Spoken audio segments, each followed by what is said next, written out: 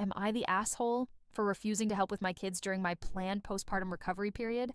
I just gave birth to our second child 2 days ago, a baby girl named Ivy.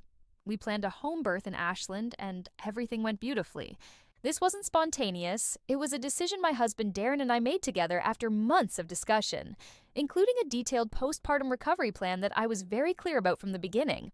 Since I've always struggled with pregnancy, both physically and mentally, I made it clear that I would be following the 5 to 5 to 5 recovery method after delivery. Days in bed.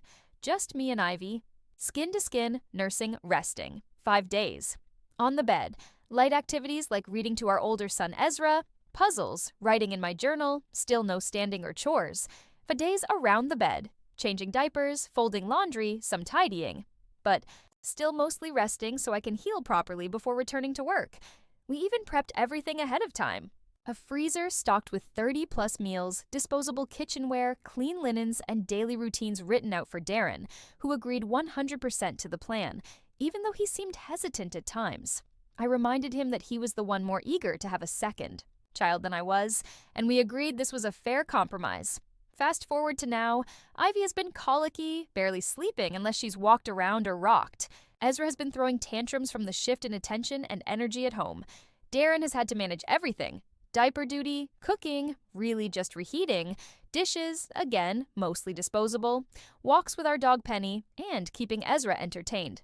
Today, Darren broke down crying. He said he was overwhelmed, that he didn't realize how hard this would be, and asked me to help out. Even just a little, like wiping the kitchen counters or giving Ezra his bath. I told him gently but firmly, "No, I've been through birth.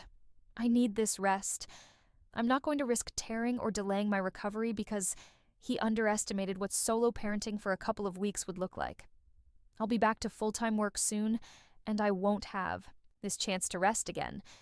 He agreed to this plan, and we both knew what it entailed.